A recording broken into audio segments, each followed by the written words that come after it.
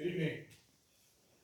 School boards, composed of elected servants, have rights and they have responsibilities as well. Parents and children have rights and they have responsibilities, and you have a responsibility to them. I will be submitting a Minnesota State Chapter 13 data request for each and every one of you for your medical background, your medical malpractice insurance, your medical training. And I will do it this week. Where's the red biohazard bags outside every school to dispose of these hazardous waste material masks? If you believe in a mask policy for students at our schools, why aren't you all wearing one?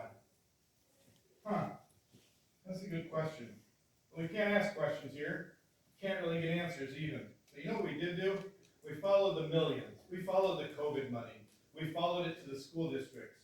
We understand now why we're making mask mandates. You see, you don't get the grant money unless you make a mask mandate.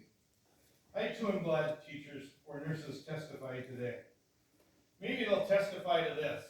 Have they seen the emails from Governor Walz recently that have been released? You know, the ones to Jan Malcolm at the Department of Health, asking to falsify, lie, and exaggerate numbers to approve their agendas. Pretty sure you've seen it. I know even mainstream media couldn't fake that one. 110 cases of COVID last week, right here. With what test?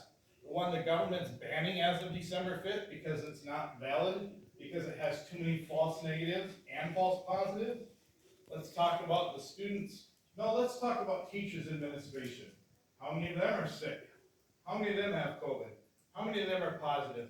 How many of them are quarantined or sent home?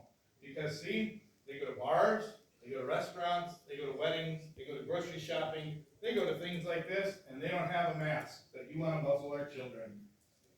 Let's listen to the experts, the nurses said. Okay, let's. How about Fauci, the CDC, Walz, and Malcolm, who keep changing every week what numbers are or what's real, and then we find these disastrous emails that nobody wants to talk about.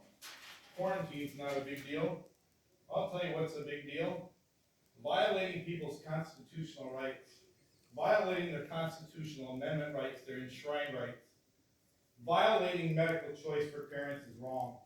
Allowing parents to get good counsel from their doctors and not listening to it and overtaking what a couple of nurses say, that's wrong. You know what else is wrong when we talk about COVID money? $250,000 a piece. Let me tell you where I get that figure from. United States Code 18. You know what it means? That veil of protection that you have as a school board, when you violate and trespass all over people's rights, that veil of protection is removed. It's pierced, just like a corporation. $250,000, that's the amount that each and every one of you are personally, civilly, financially, and criminally liable for, and I'll help with the lawsuits because I